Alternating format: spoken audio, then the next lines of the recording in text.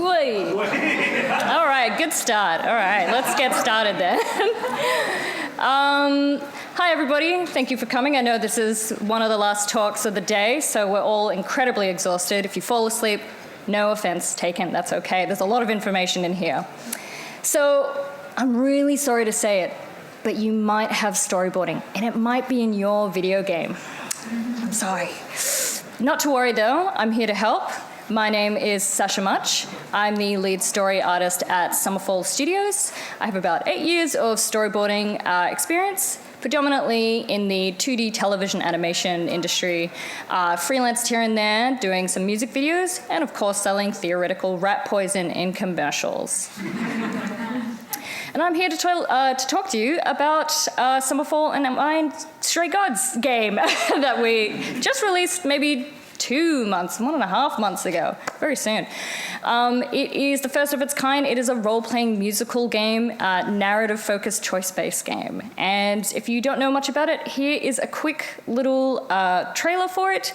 Let's hope it works. Let's see. Lost girl, I know I'm not a lost girl, but this is all new, and I don't know what to do. A killer is on the loose. Calliope! Please, come on. Do you really expect us to believe that Calliope chose you?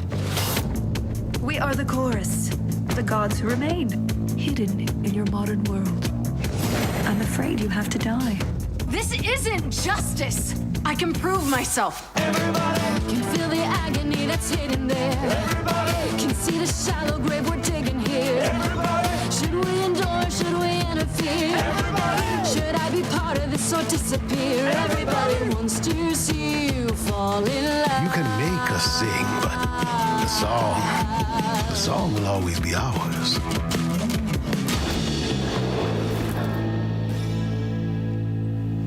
And that's Stray Gods. Out now, play it if you haven't played it yet. So let's start with the bare bones. So what is storyboarding anyway? Essentially, storyboarding is the sequential, it's the translation of a script or idea or piece of music to a sequential series of images. And it should include things such as your narrative, so your story. It should inform what kind of cinematography is being shown, like what the camera person should be doing, and how the acting should go, how the animation should be, and it should give some reference points for the editors as well. In terms of what goes into storyboards, generally storyboards will start with the script or concept art or music, depending on what type of medium it is. Say if you're doing a music video, you obviously want to start with the music. And once that is all received from the storyboard artist, it then should output the blueprints that get sent to many other departments, such as sound effects, such as your actors. It should get sent out to your actors, to the animation departments, VFX, cinematography, and editing. Now, where should you normally see storyboards? So traditionally, you could see them, they're almost always in every kind of movie or TV show, be it live action or animation. Animation definitely requires storyboarding at all times because they don't know what to animate otherwise. And for movies, live action, I should say, sometimes you can use it, sometimes you don't need it. You can just rock up on the day with a couple of cameras and some characters in a location and just set things up if they're very talented. But sometimes when it comes to very specific camera motions, it is worth testing that out in board form first before you go and make that setup live, essentially. But we're here for the games. We're here at a games conference, so where can you use it in games? The most obvious one is cinematics. If you have cinematics in your game, it is generally good to have storyboards. You can also use it to communicate key story events in games. So even if your game isn't particularly a cinematic game, you can state, this is how I want this part of the game to go sequentially. This is how I want my players to feel when they're experiencing this moment of my game. Same thing with a part of a gameplay design. If you don't have a gameplay designer just yet, but you want to show them an example of how you want certain gameplay to play out, you can sketch that out in a storyboard. Same with level design. Say if you want to show your player walking through a big vista reveal out of some brushes or something, you can storyboard that section of events, even if you know that the player could definitely go in many other directions. At least you know that this one event could happen, and this is kind of what you're trying to achieve. So you might be saying, Sasha, why would I need a storyboard artist when I have an incredible concept artist who does gorgeous looking pictures, full color, full render, and I also have a really sick previs person who, if I'm working in a 3D project, can set things up and see if they work logistically in the scene. And to that I can say that storyboarding basically does a little bit of those two jobs at about 10% capacity. So what storyboarding can do that concept art can't quite match is to tell the shot-by-shot structure of a certain scene that you want to play out. It can involve movement, audio, compared to concept art, which generally gives the overall feel of a scene, but not the play-by-play. Whereas compared to previs can seem pretty static sometimes, and you need to communicate acting, feeling, certain things that previs can't quite do, so certain like sound effects or VFX, certain ones, I should say, that previs just can't quite hit. And it's quick and it's cheap to do storyboards. Doing very quick little drawings like this saves a lot of time in the long run. But overall, all these departments actually work together perfectly well and should work together perfectly well. So you can definitely start with concept arts. I'm glad the slide joke worked. People got it. So concept art can start with the designs, environments, characters, color scripts, and ideas. That will then get sent to the storyboard artist, who will then communicate your narrative beats, the emotional impact of that scene, the play-by-play.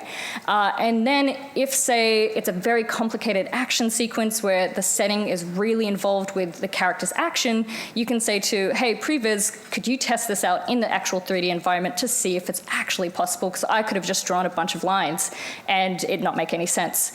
So it helps with logistics and movement and blocking. Now, let's break down, I'm going to say break down a lot in this talk. Let's break down how I generally approach a scene. So number one, what needs to be communicated? So this is all about your who, what, where, when, how, and why. So who are your characters, what's going on, where are they, and what is the narrative impact of the moment of the scene, especially compared to other scenes as well, like beside it and around it. How is this happening? So this is a large part of like mechanics of your game. So if you're a, FPS or, you're a musical game where you have to make decisions on the fly, listening to music, that's also a mechanic. And why is this happening? So all these questions you want to visually answer in your scene. Number two, what are your limitations? So what kind of medium are you in? Are you a live action film? Are you a 2D animation or a 3D animation? A comic versus a video game? These things all determine how you should board and what kind of style you should go for.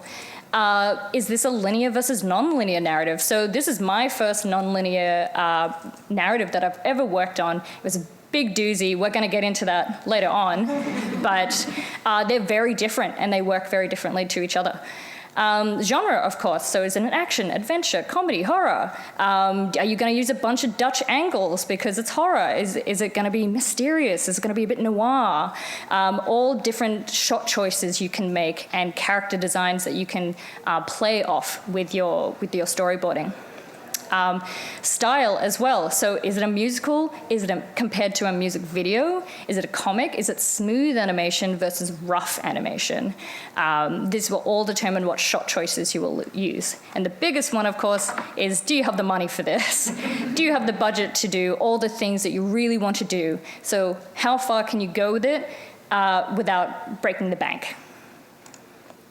Number 3, how do we communicate this effectively? This is essentially your culmination of all that knowledge of storyboarding, your draftsmanship, your animation knowledge, lighting knowledge, acting knowledge, all together, and making sure that all comes together in an effective way.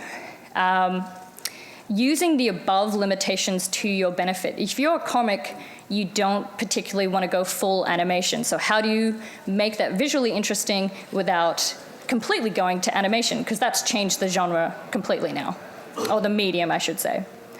And choosing when to keep to script and when to change it. So sometimes you might get the writer coming in and saying, I want 1 billion people all with their own unique armor, and we're going to cut between fights of them, and it's all completely unique. And I say, absolutely not, we can't do that.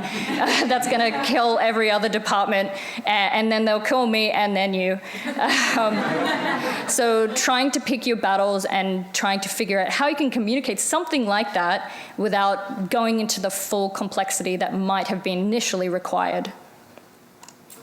And lastly, the biggest one, how do you want your player and audience to feel? So considering the emotional impact of the scene, and like I mentioned before, the emotional impact of the whole production. So where are you in that whole production from start to finish? You know, are you midway through the game, so you're building tension, but you're not quite there, you haven't hit the reveal just yet, depending on what kind of game it is, of course. Or are you at the climax? Do you want to put all your money into that main sequence of events? Kind of thing. So let's go specifically in Stray Gods. So what is Stray Gods? So the medium it's a video game with 2D characters in a 3D environment. This essentially means video game, we have to consider player choice, unlike linear narratives, right? 2D characters in a 3D environment. This basically means our cameras are very malleable, but our characters are not. We can't do too much with them. The genre is it's an adventure musical. We want drama.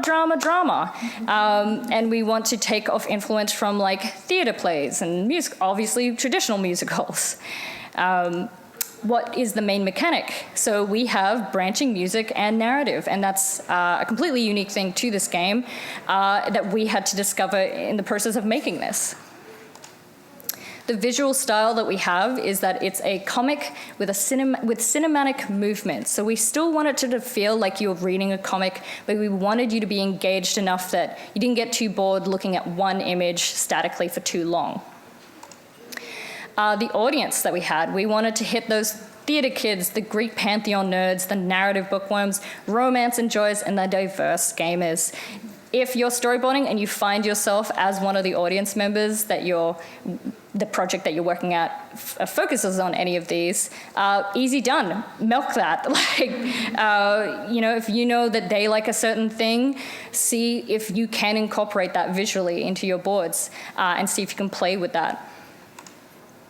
The setting that it's a modern day setting involving the Greek pantheon. So this involved a lot of like how should our characters act specifically in this modern day setting. Very, well-known Greek mythos meets current day. How are they going to interact with a car that just suddenly ran in front of them or something?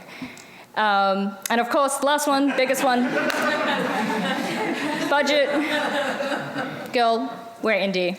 And I understand that, we are a musical game. We put most of our budget into the music. We wanted that to be the biggest thing. So where do you put, how can you accompany that with a slightly lower budget on the art side? So that was something that we always had to come back to. We always had to rein it in a little bit. So this was generally the Stray Gods pipeline that we followed in terms of the art pipeline.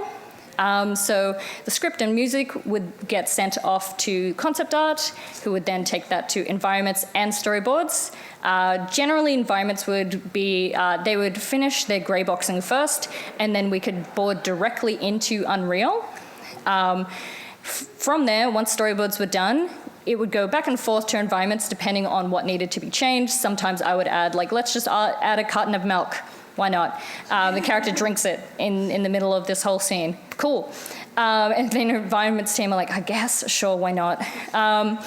But then all of the boards will then get sent to the character art department, SFX, VFX, and all of that would culminate to the cinematics team, who is essentially putting everything together in a beautiful, wonderful way.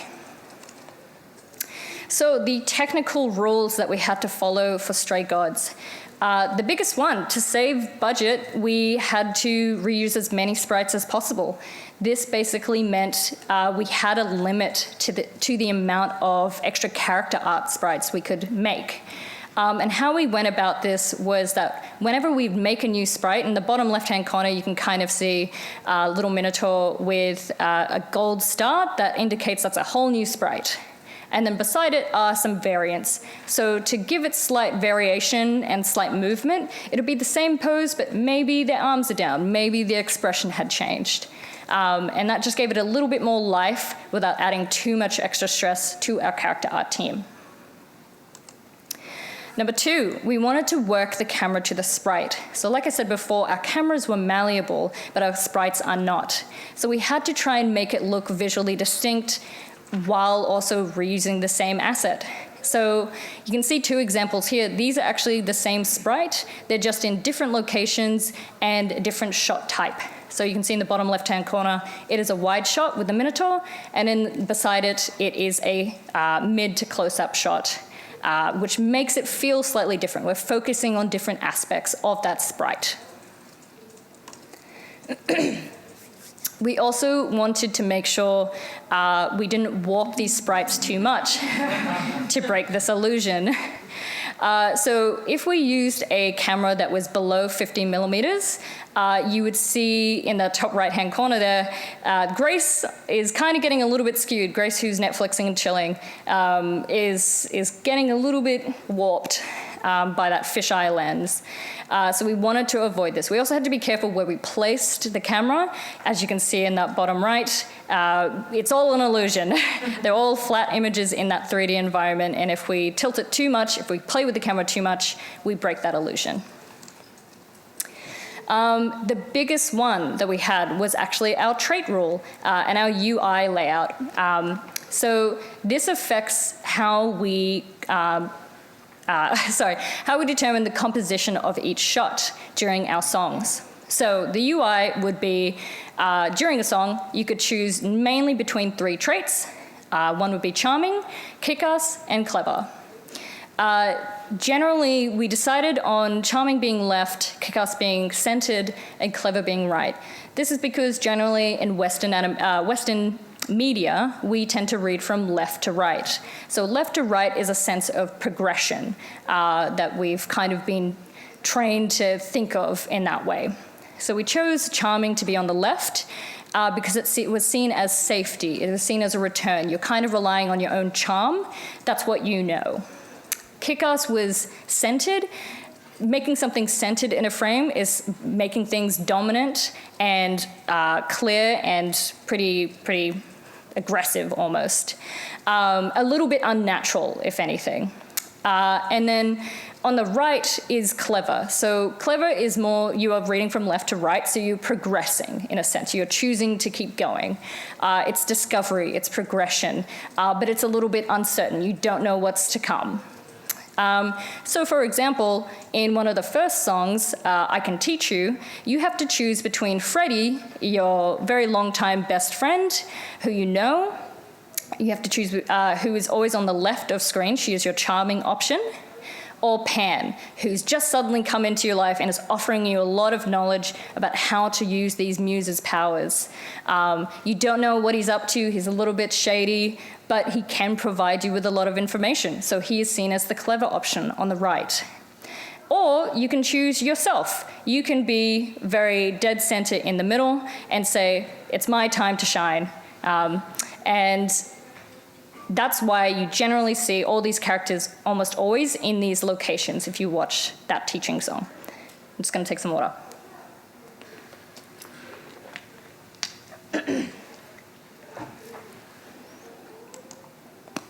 So, generally for the whole game, we needed to prioritize which conversations. When I say conversations, I basically mean scenes. I'm going to kind of use those two interchangeably. We had to determine which conversations were our priority. So like many other games with cinematics, we had to divvy them up by a bronze, silver, and gold tier listing. Obviously, bronze, we tended to go for just a shot, reverse shot, talking dialogue section, where it's kind of like a break for the players. Not much is going on. You've gone back to talk to a bunch of people, and that's okay. Silver is the slight interest that's happening. It shouldn't be the biggest peak moment of the scene, but it's something is going on, and you want the player to care a little bit more about what's happening there. And then, of course, gold is your biggest, most impactful scenes, where you want to put all your budget in. So, once again, breakdown. Let's break down a song in the game. So this song is the Hecate and Minotaur song, or Cast a Spell. And let's break this down how I would approach a scene and through our limitations that Stray Gods had. So 1, who's here? Well, we have the main player, Grace. We have Freddie, their best friend. We have Hecate, an ancient Greek sorceress who knows all and chooses to follow fate to a T. And then Asterion, a once terrifying minotaur of legend turned into a bumbling fool in love. What is happening? Well, Asterion wants to sing his adoration for Hecate.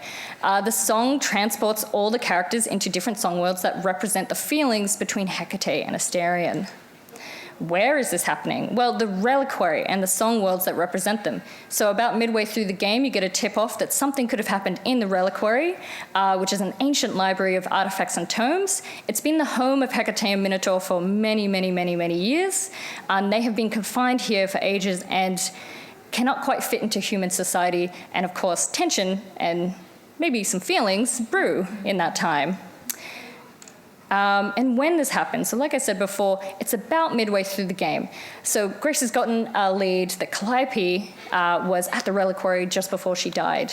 Midway basically means that we're not quite at the climax, but we're getting there. We want to build tension, but not too much. We don't want this to be a big reveal just yet. The emotional impact-wise, it's at about a medium. How does this happen? Well, this happens through the main mechanic of our game, which is making choices midway through the musical. She uses her powers, Grace uses her powers as a muse to help the Minotaur and Hecate communicate how they truly feel about each other. And why does this happen? Well, Grace needs this information about who killed Calliope. By helping Hecate and Asterion, she could persuade them to give her some more information. Now, what are the limitations that we had to face? So, like I said before, reusing as many sprites as possible. So what we did is we tended to do all the dialogue sections, so not the songs, early on in our development. And this basically meant that we had a bunch of sprites that were already made that we could start with as a base to start the game. Start the song. We always had to work the camera to the sprite. There's not much more to that. We just had to be very conscious of that. The sprites will warp if the camera is below 50 millimeters. This basically meant that we had to make sure there's enough space for our cameras to move around in each environment. And the biggest one, the trait rules. So in this song, generally, Charming represented Minotaur. You're trying to encourage Minotaur as much as possible and try to get him to speak his feelings. Kick-Ass was either you or Freddie taking charge, saying step aside, or maybe pushing Minotaur a little bit too hard and a bit too out of his comfort zone. And Clever was to try and let Hecate speak for herself and see what Hecate wanted overall. Of course, this isn't always the case. You can see in the top right-hand corner, it actually says, Freddie, help her. Freddie, help him, as the charming option. So in this one instance, Freddie is kind of further to the left of the screen. And you can also say step in and help as your kick-ass option. That's you choosing yourself to step up. And it's not bad. It's not as bad as you think. You're trying to reassure the Minotaur, so he is to your right. But below that, you can see a very clear distinction of Minotaur to the left, Hecate to the right. So, okay, we're getting into the very nitty-gritty of this. So I'm going to take you through the tools and processes and storyboarding knowledge that we accumulated while working on this. So this is how do we communicate this effectively. So at first, I would start with Miro. Miro is a great brainstorming tool. Good to see the overall scope of that scene. And it's good to understand where each node would lead into each other. And it's great to be able to scribble ideas out very fast. So generally, I'd start with, I was provided with the song graph and the song lyrics and the scratch. Excuse me. The scratch is essentially basically before composition has been created and before the final voices have come in, we would have a track that we could listen to that was basically representative of what it should sound like in the future. So obviously this song graph would show the many different nodes that it could go to and let me know how many there are so that I have to consider them all. I would also then receive the concept art, which Benjamin E., a great art director sitting just there, did.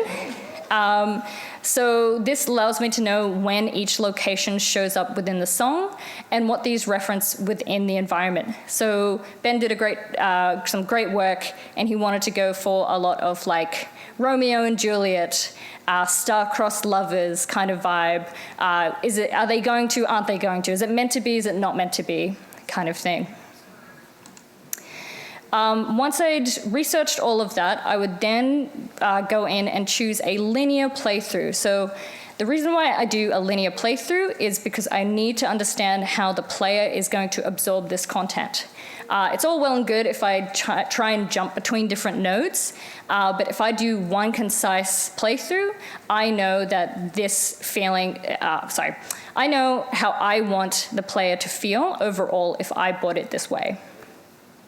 Now, how I select this is after listening to all these sequences, I determine which one of these sequences are best to board first and which ones could be referenced by the ones that I am boarding. Of course, not all sequences can be referenced by that one playthrough. Sometimes they will be completely different and completely unique that I cannot reference them, and I will have to just board them separately as well. Now, then I would go in and do some thumbnail sketches. Usually during TV animation, you tend to thumbnail almost all of a script. This is not possible. We don't have the time for that. So I tended to just storyboard moments or like thumbnail moments where I think hadn't been quite touched on during concept that I'd like to explore. So for example, near the end of this song, I wanted to play with Hecate's changing of size. So Hecate is a Titan. She can go to her full Titan size or completely down to human size. And I said, why not? Let's give the people what they want and let her hold up tiny little Minotaur in her hands. And then we would jump into Unreal. So we used Sequencer, and we jumped straight into usually the gray box that the environments team had created from the concept art. And storyboarding in Engine allowed us to have a lot more control and understanding of Unreal's limitations and abilities. Previously, we were using Storyboard Pro, and it just couldn't quite hit non-linear narratives as well as storyboarding directly into Engine could. So at first, I would go in and do my blocking. I'd basically use skeletal meshes to place out my characters, see where they are, and of course place out my cameras compared to where the characters are. I would also just straight away do a very light editing job of the cameras that I'd use into Sequencer as well. And then I would go in and put in pre-existing sprites. Jessica Lee, a great character artist just there, created a really smart system where it categorized each sprite's camera angle, body action, gesture, expression, and all that. So if I just wanted to find Hecate looking a little bit three-quarter left and just standing there with her hands together, I could find that very, very easily. At first, we used Iliad, which is a plugin for Unreal. Iliad allows you to draw directly into Engine, and it was very good at very quickly drawing some images and sketches and character design. Sorry, not character design. Some storyboard sketches in there. Currently, we moved on to just Clip Studio Paint or Photoshop and importing that into Unreal now, as it's worked overall as well.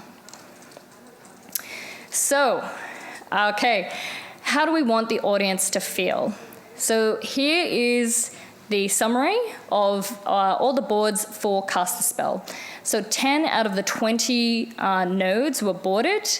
Don't worry about the third row. They're actually all the same image, same GIF. That's just how it was laid out. We had an average playthrough of about 6 minutes and 10 seconds, but overall we storyboarded 8 minutes and 30 seconds of this whole song. And like I mentioned before, all of these sequences would then reference other sequences on their same row. So basically, this was given to the cinematics team to work as a blueprint for.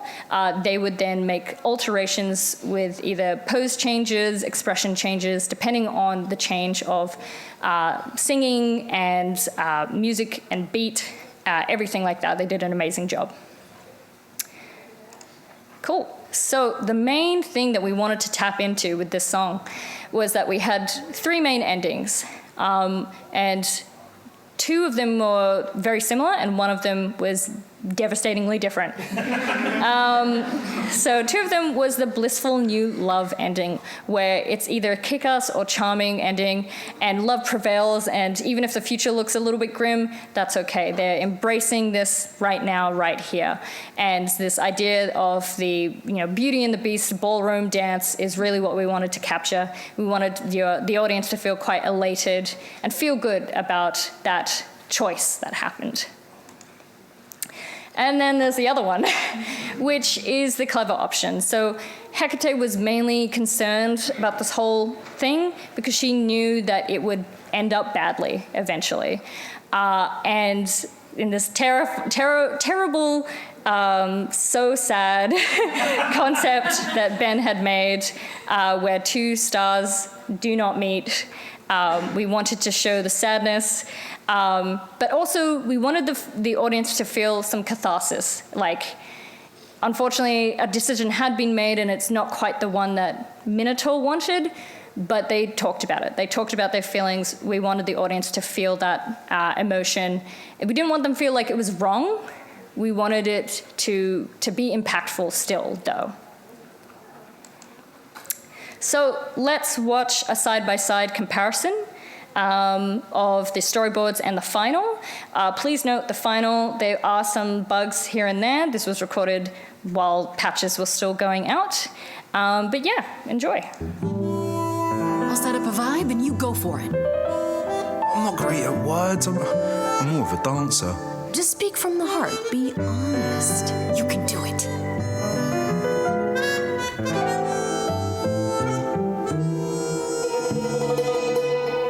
You cast a spell on me. Not literally, obviously. But I feel in summary, you and me are meant to be. 'Cause you put a hex on me. You didn't do it to me directly. I'm not blaming you specifically, just that metaphorically. Shit, can someone help me? It's okay. Okay, what are some of the things you love about her?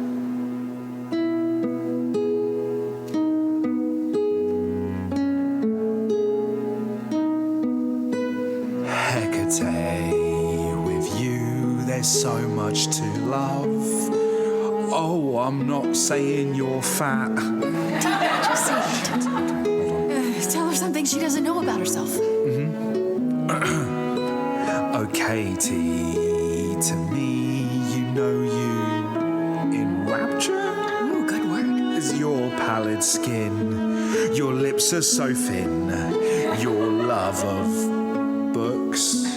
Asterian, I have but one thought. Why is it that you seem so distraught? Are you saying you're in love with me?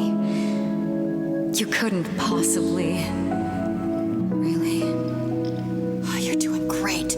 Give it another go. You've cast a spell on me. It's a feeling that's killing me. But let's say categorically, oh, Katie, it's just you and me.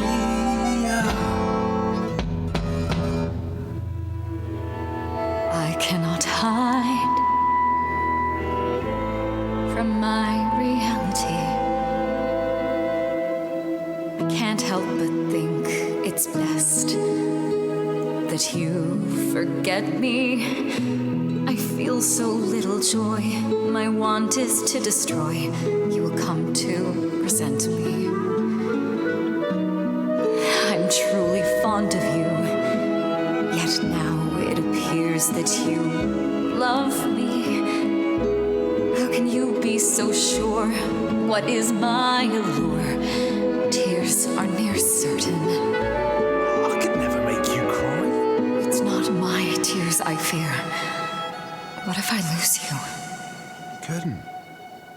Oh, I feel so powerless. Let me be crystal clear. Do you believe this love of yours shall persevere? Despite all it won't face, it won't disappear. My virtues are few, and if we see this through, the pain that we share may be too severe. Oh, of course she sings my song better than I do. Help me! Freddie, you gotta step in. Me? Yeah, you're just as qualified as I am. Hecate. I'd say he's really put himself out there. No, he cannot undo. It's a brave thing to do. Wish I had his daring. Well, I'm saying that I've missed out before. Last chances rushed out that exit door. I could never let my heart be heard. And it's withering. Now I'm reconsidering. I have always counted on you to speak to me honestly. You're at my beck and call. I've never thanked you at all, and yet you still love me. I let travelers know which way to go, but it bothers me. My own path I forego, always seemed apropos. Yet where has this led me? Maybe one step across the line will weave its own spell in given time. The thought with which I must contend is, can I love my best friend? Yes. Just decide. Very well, Asterion. I accept your proposal. Can you lead? I ain't prepared for this. My heart is a shiver so hard to describe. These feelings I feel coming up from inside. It's unexpected, I barely know what to do. All this seemed impossible, yet now it's come true. I feel like our story's about to begin. Coming out of the shadows has changed everything. To you, Grace and Freddie, how do I thank you? I think you just did.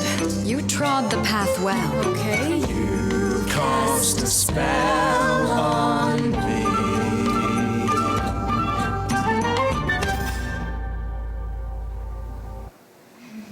Yay.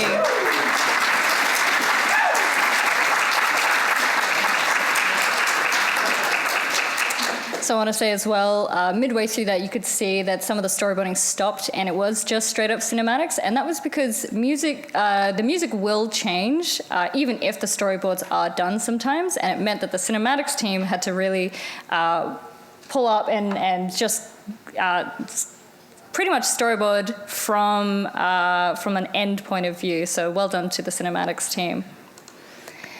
Now, the trials and errors that we had to go through. So I mentioned this before, but Storyboard Pro, even though that's an industry standard in a lot of like 2D animation, it was just not good for non-linear narratives.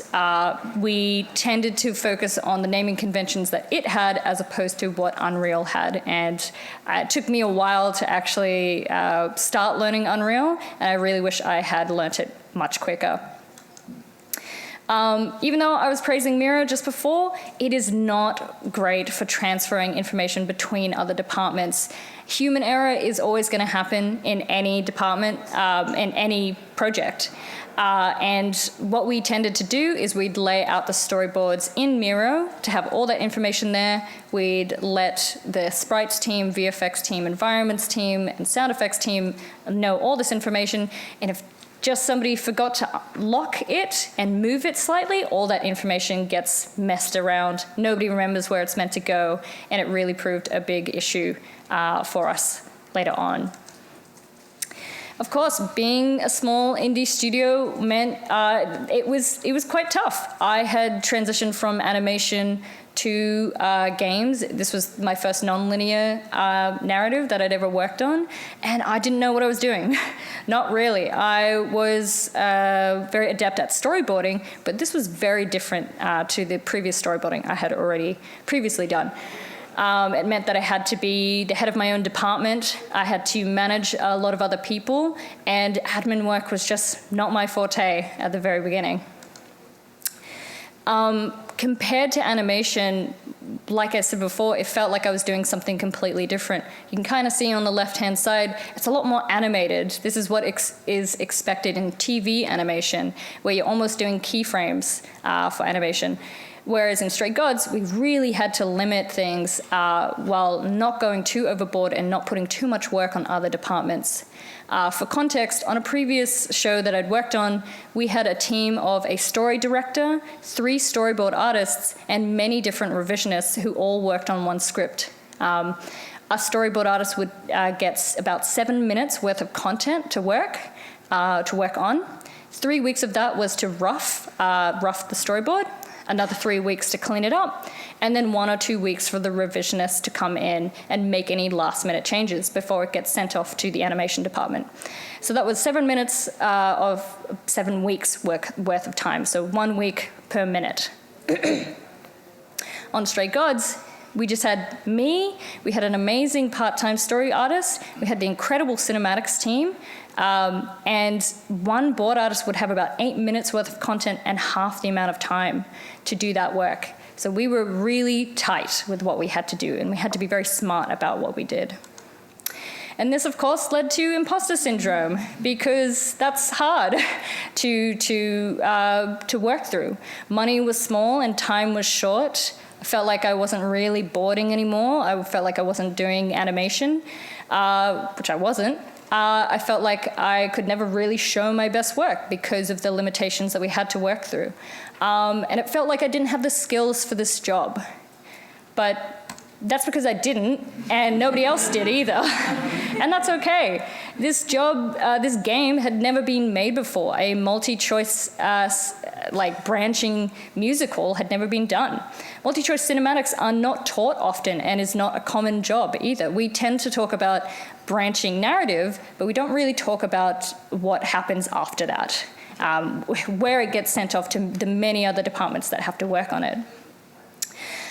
So I had to shut up and tell myself it's okay, this is fine. So all in all, storyboards are a fast and cost-effective way to establish an array of needs. It's your meeting point between art, narrative, and logistics. If you have cinematics, get a storyboard artist. If you don't have an animator yet, get some storyboards. If you don't have a gameplay or level designer just yet, but you want to communicate an idea, then storyboard them out.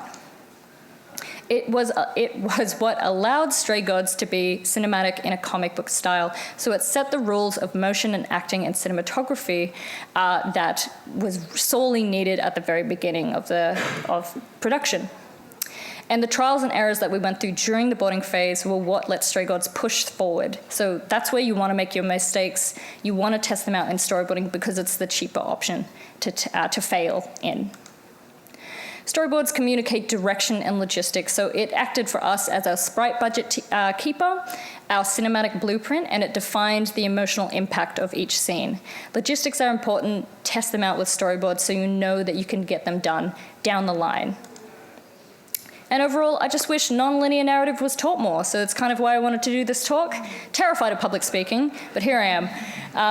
And yeah, if you want to do storyboarding, here's a bunch of links. I will try to post this on my Twitter or X, whatever it's called, social media. Great ways to study is to do film studies. So every time when you watch a film, stop at every shot and do a little tiny thumbnail. It should only take you about 1 minute every thumbnail. Life drawing, figure drawing, being able to draw fast and cohesively is very important in storyboarding. And overall, just make some fan boards, make some OC boards. If you're just like, oh my God, it's gonna be so good, my OCs, they're running away, they're rebels and they're running from the Federation army, and oh my God, they have to hide behind a waterfall, but the tension is high, and oh, will they kiss? Maybe. Wow. Board that out, that sounds fun. Yeah, it's the tools that you can use. A Storyboard Pro, like I mentioned before, it's incredibly expensive, but it is an industry standard if you are interested in TV animation. There is also EPOS, which is a plugin for Unreal. It's still in beta, but it's a very good tool that you could use. And Blender, so it's grease pencil, you're able to board in and even animate in, which is great. So thank you very much. That was my talk.